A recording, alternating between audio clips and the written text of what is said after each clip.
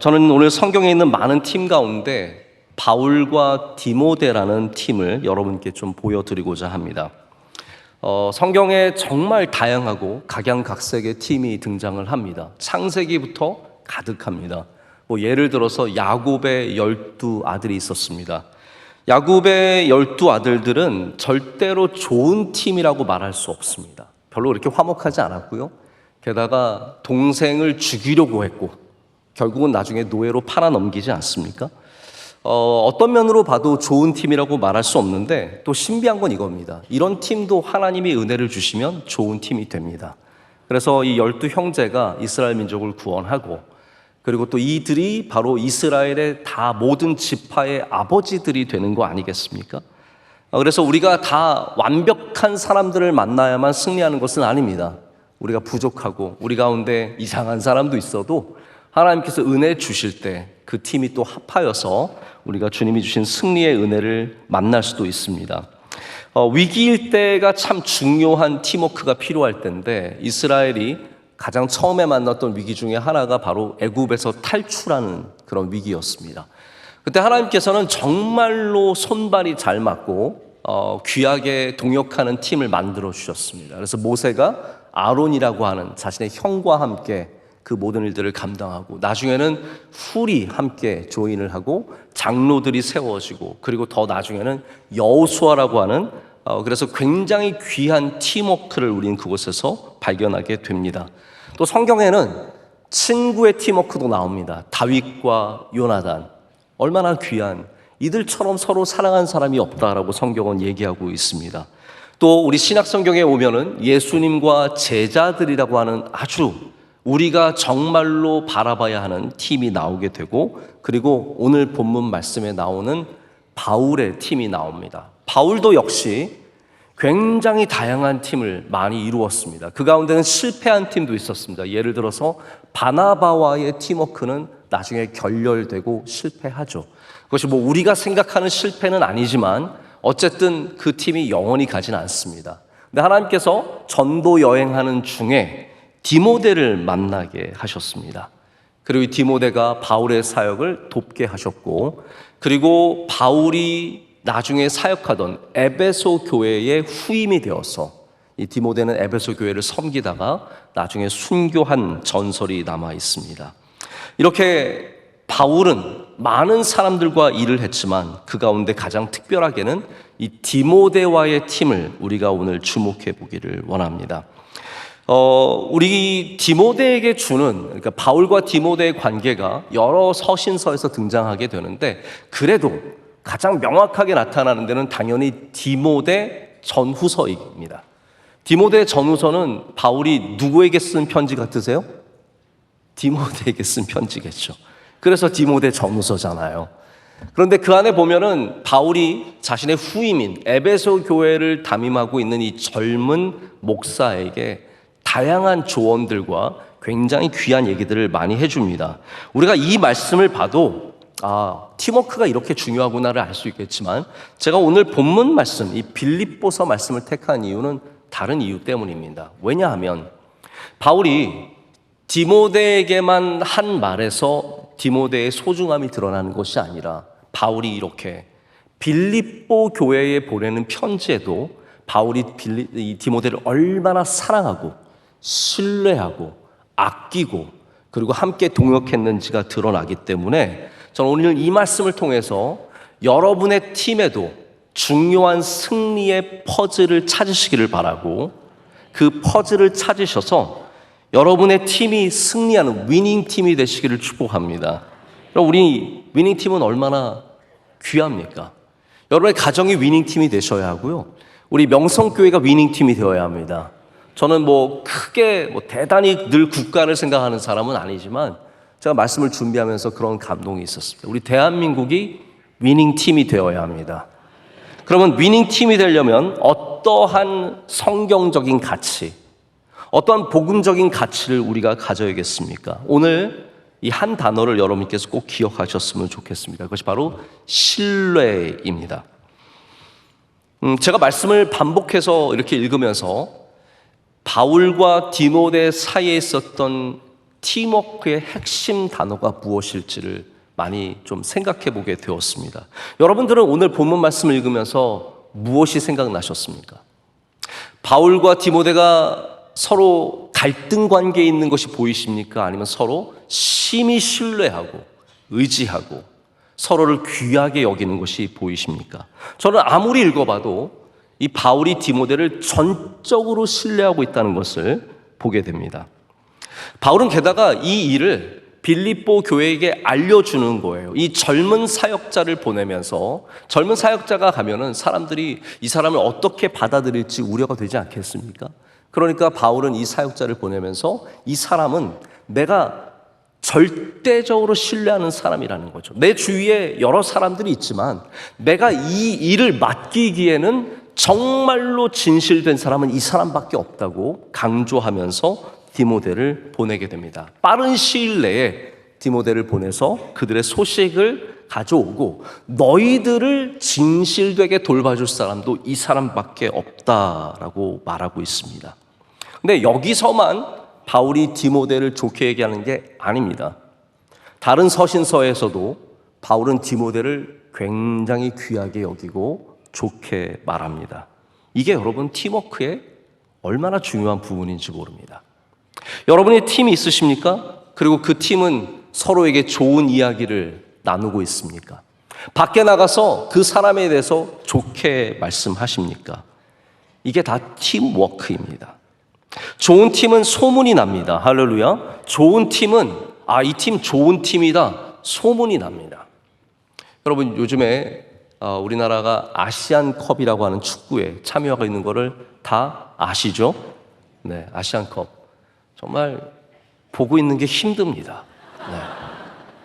얼마나 간신히 또 넘어가고 그러는지 너무너무 힘듭니다. 근데 여러분, 우리 대표팀이 경기하고 뭐 이런 거에 좀 때로는 부족함도 있고 때로는 정말 극장 영화보다 더 영화 같은 골들을 만들어내면서 여기까지 올 수 있다. 정말 기적같이 여기까지 왔는데 자, 그런 부분들도 다 중요하지만 대표팀에 대한 기사를 한번 보십시오. 좋은 이야기가 압도적으로 많습니다. 경기력이 좀 부족한 건 사실이지만 우리가 원하는 만큼 잘하는 건 아니지만 여러분 이게 우리 마음대로 되는 게 아니에요. 일본 어저께 떨어졌잖아요. 왜 웃음이 나는지 모르겠는데 뭐 우승 후보라고 막 자청하던 이렇게 오늘 아침에 일어나서 너무 다 그 기분이 이렇게 흐뭇한 것은 주일이기 때문이 아니라 다른 이유가 있기 때문이 아니겠습니까? 우리나라가 떨어지지 않는다는 보장이 어디 있겠습니까? 그런데 이 마지막에 막 골 넣고 다 여기까지 왔는데 제가 이렇게 가만히 보면은 이긴 건 이긴 거지 뭐 그게 중요한 게 아니라 대표팀의 인터뷰를 봐도 그리고 그 분위기를 봐도 좋은 분위기가 있습니다. 좋은 말을 합니다. 좋은 이야기가 나옵니다. 선행의 이야기들이 나오고 갈등의 이야기가 없습니다. 누구랑 싸웠더라. 근데 안 되는 팀을 보십시오. 예를 들어서 요즘에 영국의 맨체스터 유나이티드가 박지성 선수가 있었을 때랑 너무 달라졌습니다. 많이 못합니다. 그 팀은 뭐 감독이랑 선수랑 싸웠더라. 이런 기사가 훨씬 더 많이 나옵니다. 누구와 손발이 안 맞더라. 얘는 돈을 많이 주고 데려왔는데 형편없더라. 늘 이런 얘기가 나옵니다. 여러분 보십시오. 좋은 팀은 좋은 얘기가 나옵니다. 안 되는 팀은 자꾸 안 되는 이야기들이 나옵니다. 그런데 그 이야기가 어디서 시작되냐면요. 그 안에서 시작되는 겁니다. 선수들끼리 좋은 얘기를 하느냐 아니면 서로에게 책임을 떠넘기고 서로를 비난하고 있느냐. 여러분의 팀은 그 안에서 서로에게 좋은 이야기를 하십니까? 바울이 디모데를 좋게 얘기하고 있습니다. 나 이 사람 신뢰한다는 거예요. 이 사람 귀하다는 겁니다. 이 사람만한 사람이 없다는 거예요. 그 일을 통해서 디모데는 아직 가지도 않은 빌립보에서 이미 인정을 받게 됩니다. 여러분 어디에 속해 있든지 그곳에서 그리스도인의 위닝팀 문화를 만들어 가십시오. 그것이 무엇입니까? 내 팀을 좋게 여기고 좋게 말하는 것. 여기서부터 신뢰가 시작이 되는 겁니다. 자, 신뢰가 없는 팀은 고생하게 되어 있습니다. 제가 저희 아이들이 셋이 있는데, 저희 아이들과 아직 어린 아이들이기 때문에 함께 놀다가 제가 물어봤어요. 이 공정한 게임이 필요한 때였습니다. 아이들끼리 막 놀고 있는데 장난감을 갖고 서로 부딪혀서 친 다음에 뭐가 먼저 떨어지느냐, 먼저 떨어지는 게 지는 거다, 뭐 이런 식의 게임을 하고 있었습니다. 근데 아이들이 손이 약간 클럼지하죠. 이게 어색하니까 뭐 이상하게 해서 제가 가서 내가 도와줄게. 아빠 공정한 사람이니까 내가 도와줄게 하고 제가 물어봤어요. 너 첫째한테 너 아빠 믿어 안 믿어? 그랬더니 저희 첫째가 아빠 믿어요 그러는 거예요. 둘째 저희 딸한테 물었죠. 너 아빠 믿어 안 믿어? 네 아빠 저 믿어요. 그래. 이제 셋째 저 영자한테 제가 물어봤어요. 너 아빠 믿어 안 믿어? 안 믿어 그러는 거예요. 저 그럴 줄 알았어. 우리 막내들 그런 시기니까요. 어디를 가도 꼭 안 믿는 애가 있어요. 어느 팀에 가도 신뢰하지 못하고 신뢰를 깨뜨리는 사람이 있습니다. 생각해 보십시오. 여러분이 만약에 여행을 갔는데 나와 함께하는 사람은 신뢰할 수 없어요. 밤에 잘 때 막 지갑을 숨기고 자야 되고 이러면 불안해서 어디를 다닐 수 있겠습니까? 신뢰가 없는 여선교회를 한번 생각해 보십시오.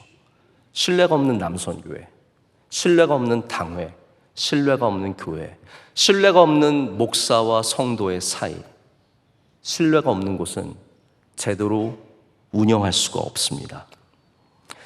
프란시스 후쿠야마라고 하는 굉장히 유명한 교수가 있죠. 이분이 트러스트라고 하는 제목의 책에서 국가 혹은 사회의 가장 중요한 자본 중에 하나가 신뢰라고 주장합니다. 사회 안에 있는 이 신뢰라고 하는 도덕적인 가치가 충분해야 비용은 줄어들고 시간은 단축된다는 거죠. 신뢰가 없는 사회는 치러야 할 비용이 너무나 크다는 거예요. 뭐 간단한 예로 미국에서 신뢰가 없기 때문에 자동차, 우리는 그냥 몰고 다니지만 걔네들은 자동차를 잠그는 다른 것들을 만들고 거기다 뭘 붙여야 되고 신뢰가 없는 나라는 비용이 더 들어갈 수밖에 없습니다.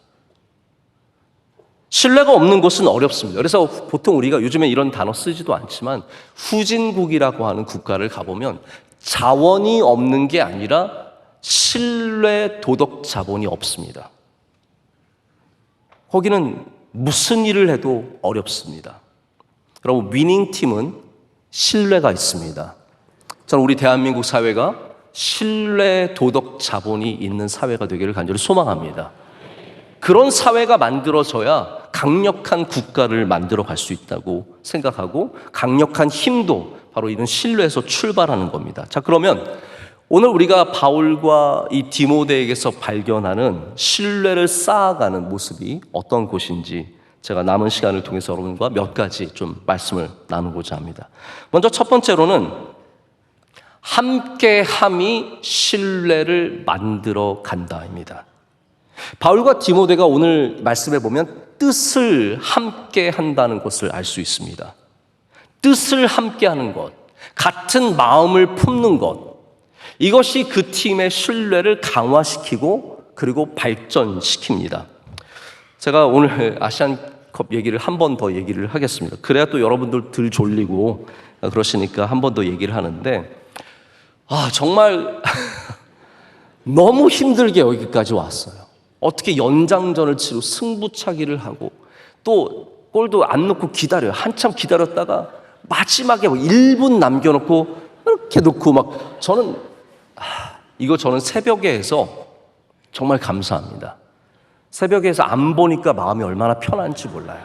이걸 만약에 저녁에 8시 반에 다른 게임처럼 하게 되면 이거 봐야 되고 심장에 무리가 올 것 같아요. 정말로 힘들 것 같아요. 근데 제가 이번에 우리 팀의 얘기들을 보면은 감독에 대한 또 여러 가지 비판도 있고 불만도 있습니다. 근데 여러분 어떻게 할 거예요? 지금 감독 바꿔서 어떻게 하려고요? 이 감독을 끝까지 믿어주고 가보는 수밖에 없죠. 어떤 결과가 있더라도 우선 해야 되는데 이 감독이 이런 얘기를 하더라고요. 우리 한국 선수들이 승리에 대한, 우승에 대한 갈망이 대단하다는 거예요. 제가 감독이 전술이 어떤지 모르겠는데 우리 선수들을 정확하게 파악한 건 사실이에요. 왜냐하면 이번 기회 같은 이번 아시안컵 같은 기회가 다시 오지 않을 것을 우리 선수들도 다 알고 있고 우리도 다 알고 있습니다. 세계적인 손흥민 선수가 이제 4년 뒤 아시안컵이 되면 더 이상 청년이 아니라 아저씨가 됩니다. 그때는 어떻게 될지 우리는 전혀 알 수가 없고, 아마 이번만이 우리가 다음에도 좋은 기회가 있겠지만 이번에 분명히 우승을 해야 하는 그런 갈망이 있고, 그리고 60년 동안 우리가 아시안컵 우승하지 못했다는 그러한 여러 가지 부담감이 있기 때문에 우리 국가대표팀이 단순히 이기겠다가 아니라 정말로 이번만큼은 아시안컵을 차지하겠다는 굉장히 단합된 마음이 있어요. 저는 이 손흥민 선수가 인터뷰하는 걸 보면은 그렇게 기특할 수가 없어요. 사람들이 연장전 2번이나 뛰고 되겠습니까? 손흥민 선수 뭐라 그래요? 국가대표팀으로 받았으면 힘들어도 하는 겁니다. 어려워도 하는 것이고, 그거는 핑계가 될 수 없습니다. 저는 그 이야기 들으면서 옆에 있었으면 야, 너 이런 애가 어딨니? 야, 너 진짜 너 같은 애가 어딨니? 너무너무 우쭈쭈쭈 해주고 막 칭찬해주고 싶은 마음이 가득한데, 이 선수들이 한 마음을 갖고 있다는 거, 같은 마음을 품고 있다는 것, 저는 이게 지금 우리나라 대표팀의 가장 큰 장점이라고 생각합니다. 솔직히 4강에서 어떻게 될지 모르고 결승을 간다 해도 어찌 될지 모르지만, 우리가 우승하지 못하더라도 저는 이런 플레이를 보여주고 이런 정신을 보여준 우리 선수들이 너무 고맙습니다. 충분합니다. 그런 마음, 그런 자세, 그런 열심, 포기하지 않는 그 모습, 저는 이것만 봐도 볼 거 다 봤다. 너무 훌륭한, 고맙다. 이런 생각이 듭니다. 여러분, 같이 한다는 것은 바울과 디모데에게도 그런 똑같은 의미를 갖고 있습니다. 우리가 같은 목적을 향해서, 그리스도를 향해서, 복음을 향해서, 교회를 세우기 위해서 뜻을 같이 하고 비전을 나누는 겁니다. 여러분, 비전이 같은 팀이 승리하게 되어 있습니다. 20절을 보면은 바울이 디모데를 표현할 때 뜻을 같이 하여 라고 말하고 있습니다. 바울이 당시 감옥에 갇혀 있었고 많은 사람들이 바울 곁을 떠나갔습니다. 근데 디모데만큼은 여전히 뜻을 같이 하여 바울의 마음을, 바울의 삶을 끝까지 놓지 않고 함께 뛰어가고 있었습니다. 빌립보 교회를 너희를 진실되게 돌봐줄 사람은 이밖에 없느니라 라고 말합니다. 이 뜻을 같이 한다는 말은 바울이 연합이라고 하는 것을 강조할 때 성경에서 종종 쓰는 표현입니다. 그래서 좀 이따 4장에도 보면은 이런 사역자들을 소개하면서 너희가 마음을 같이 하라 라고 권고를 하고 있습니다. 여러분, 위닝팀은 마음을 같이 해야 합니다. 여러분의 팀이 승리하려면 뜻이 하나가 되어야 합니다. 자, 두 번째는 진실됨이 신뢰를 만든다입니다. 우리가 사람들과 일해보면 압니다. 이 사람이 뭘 바라는지, 무엇을 바라보고 일하는지, 그냥 돈만 얻어서 가는 것이 목적인지, 시간을 때우는 것이 목적인지, 주인의 눈을 속이면서 적당하게 하는지, 아니면 진실되게 정말로 이 일과 직장과 내게 주신 것을 사랑하는 마음으로 감당하는지, 잘하고 싶은 마음이 있는지, 그냥 어영부영 살고 싶은지, 적당하게 하는지, 여러분, 이거 사실은 어린아이가 봐도 다 보입니다. 21절을 한번 보실까요? 21절을 보면은 바울이 이렇게 얘기합니다.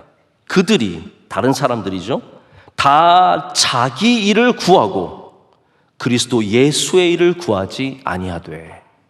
이 말은 무슨 말이냐면요, 바울이 지금까지 있었던 많은 사람들과 일을 해봤는데 그 사람들은 예수님한테는 별로 관심이 없었다는 거예요. 근데 디모데는 예수님께 관심을 갖고 있는, 그리스도의 일을 향한 마음이 변치 않는 진실된 사람이다라고 말을 하고 있는 겁니다. 여기서 신뢰가 형성이 되는 겁니다. 나와 함께하는 사람이 진실된 사람이라는 것. 우리의 진실됨이, 우리에게 주신 삶을 향한 우리의 자세가 신뢰를 만들게 됩니다. 혹시 여러분 가운데 신뢰를 잃어버린 분이 계십니까? 왜 잃어버렸습니까? 재수 없어서 잃어버렸습니까? 아니면 여러분이 진실되지 않으셨기 때문에 잃어버렸습니까? 디모데의 진실성은 이렇게 그리스도 예수를 향한 진실된 마음이 있었기 때문입니다. 제가 저는 뭐 사람들을 많이 만나진 않는데 가끔 이제 어른들을 뵐 때가 있습니다. 제가 뵌 어른은 나이가 지긋하신 우리 정부나 다른 곳에서 정말 많은 귀한 일들을 감당하신 분인데 지금 대학에 계시는데 함께 일한 일이 있어서 몇 번 뵙고 식사도 같이 했는데 제가 이분을 만나면 진실되게 나라를 생각하세요. 저는 우리나라의 어르신 정치인들 중에 정말로 나라를 생각하시는 분들이 의외로 많다는 게 얼마나 감사한지 모릅니다. 이 의외라는 말이 너무 죄송한 말인데 정말로 나라를 생각하시는 거예요. 만나면은 늘 나라 걱정을 하시고 나라가 잘 돼야 되는데 말씀하십니다. 목회자들도 마찬가지예요. 만났을 때 정말로 교회를 진실되게 생각하는 목회자들이 있습니다. 목회에 정말로 진심을 갖고 행하는 분들 만나면 맨날 남들 욕하고 사람들 얘기하고 다른 교회 얘기하고 이런 분들은 사실 그렇게 진실된 사람들이 아닙니다. 바울이 많은 사람들과 함께 일해봤지만 모두가 다 진실되고 그리스도 예수의 일을 구했던 것은 아니었습니다.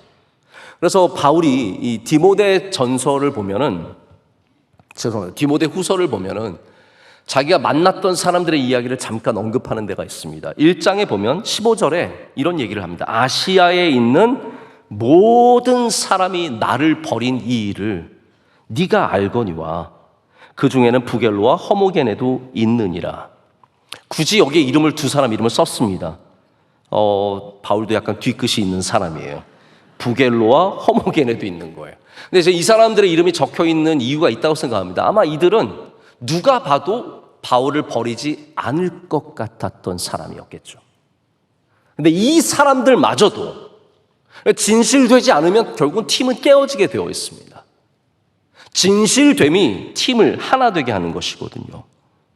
이렇게 믿었던 사람도 안 그럴 것 같은 사람도 그랬다는 거죠. 저도 얼마 전에 제가 참 신뢰하는 목사님과 함께 일을 할 기회가 있었는데 한참 일을 하고 나중에서야 제가 호구였다는 것을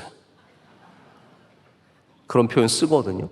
호구였다는 것을 깨닫게 되고 마음이 참 어려웠던 적이 있습니다. 그래서 이 디모데후서 4장 9절 11절을 이렇게 쭉 보면은 바울이 디모데에게 간곡하게 얘기해요. 어서 넌 속히 내게로 오라. 너무 힘들어요. 내 아들아. 오늘 말씀도 보면 이 자식과 아버지의 관계로 둘 사이를 표현하고 있는데 내게로 오라. 데마는 이 세상을 사랑하여 나를 버리고 데살로니가로 갔고 그레스게는 갈라디아로 디도는 달마니아로 갔고 누가만 나와 함께 있느라. 이 누가는 누가복음과 사도행전을 쓴 바로 그 누가입니다.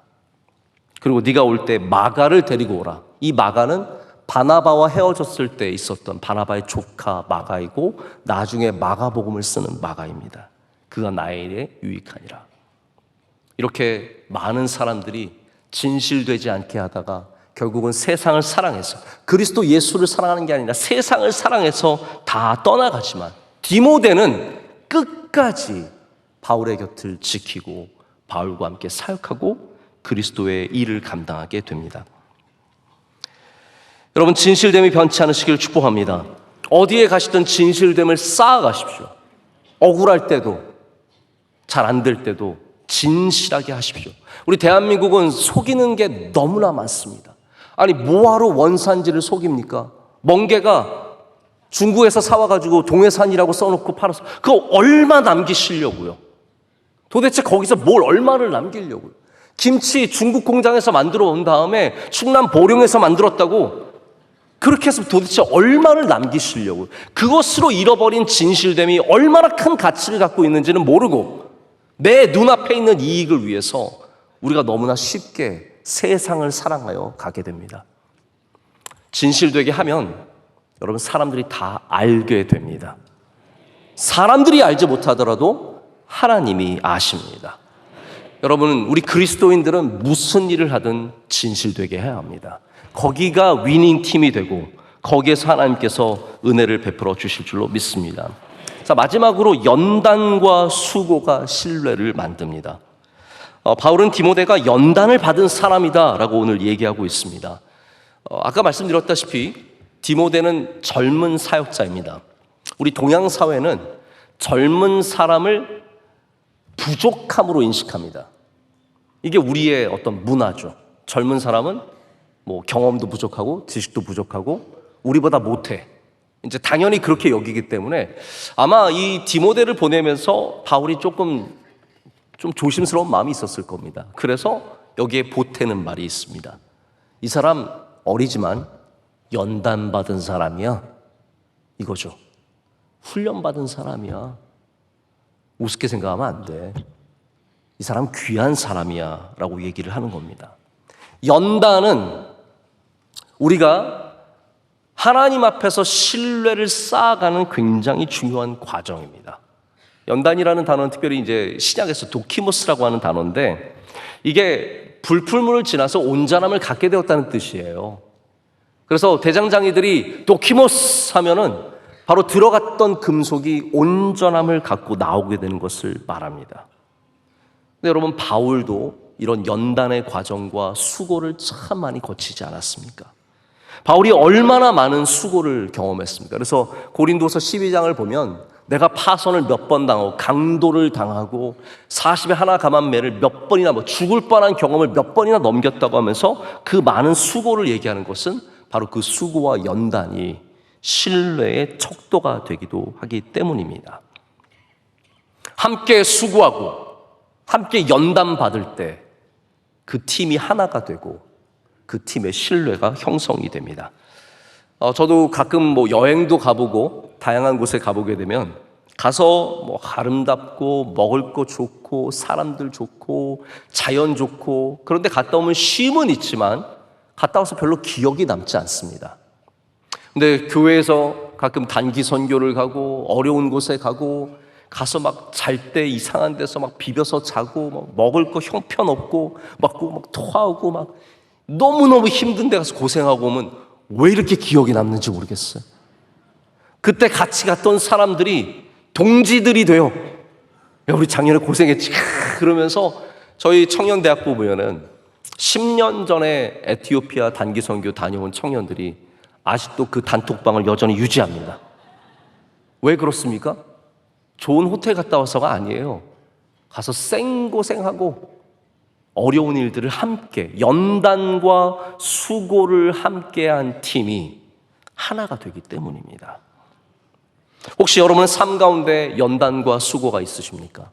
하나님께서 여러분을 더욱더 귀하게 단단하게 만드시고 하나 되게 만드시는 은혜인 줄로 믿습니다. 제가 말씀을 정리하고 맺으려고 합니다. 디모데는 바울을 참 잘 돕는 사람이었습니다. 사실 디모데는 약한 사람이었습니다. 우리 성경을 보면은 디모데 전서 5장인가 이런 얘기가 나옵니다. 바울이 디모데에게 편지를 보내면서 내가 너 약한 거 아는데 너가 몸이 병약하고 자꾸 생기는 그 병이 있지 않냐? 너 위장도 안 좋지 않냐? 그러니까 너는 포도주를 조금씩 써라 얘기합니다. 포도주 좋아하시는 분들이 이 말씀을 얼마나 사모하는지 모릅니다. 성경의 다른 구절은 잘 몰라요. 근데 꼭 이런 구절만 꼭 알아요. 그러면 또 그 와이프 되시는 분은 술 취하지 말라, 술 취하면 방탕하면 이제 그러면서 서로 성경 구절로 맞대결을 합니다. 근데 여러분, 이거는 술을 마셔도 된다, 안 마셔도 된다와 전혀 상관없는 구절입니다. 중요한 것은 디모데가 굉장히 연약한 사람이었다는 거죠. 근데 더욱더 중요한 것은 그가 연약했지만 바울과 함께 있을 때 그 연약함이 강함이 되었고 연약함 속에서도 그들이 끝까지 승리할 수 있었다는 겁니다. 미국에는 해군 특공대, 네이비 실이 존재합니다. 뭐 우리 해병대, 우리가 말하는 뭐 여러 부서 그런 아주 어려운 그런 군대보다 몇 값절이나 어려운 그런 부대가 네이비 실입니다.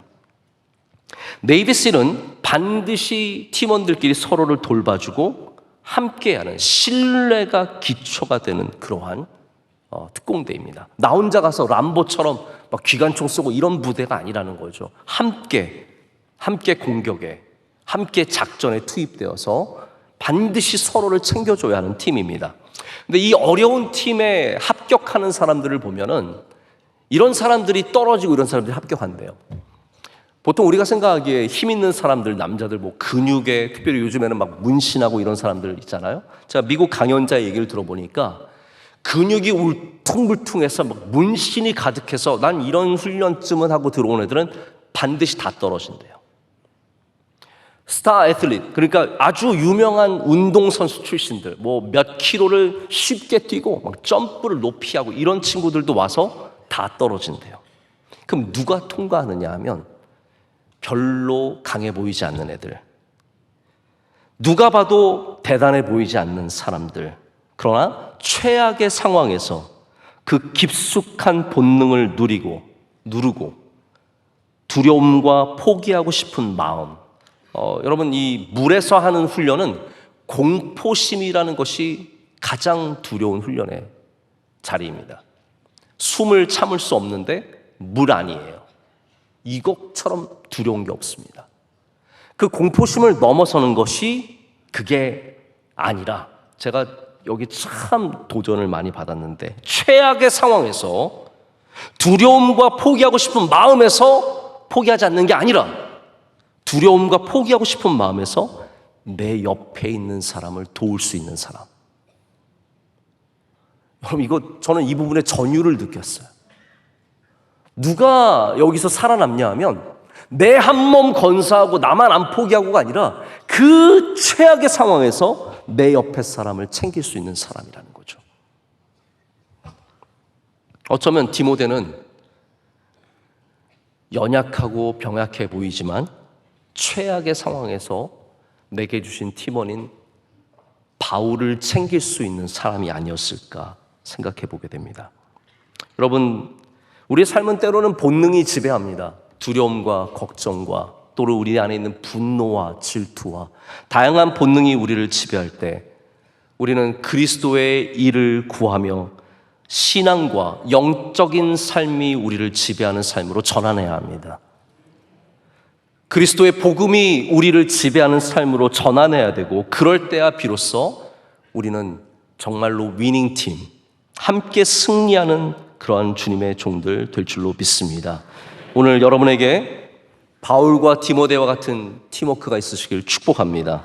어디를 가든지 신뢰를 만들어내시고 누군가에게 신뢰의 대상이 되어주시고, 그리고 이 땅을 신뢰의 나라로, 교회로 만들어 가시는 여러분 되시기를, 그래서 위닝팀 되시기를 축복합니다.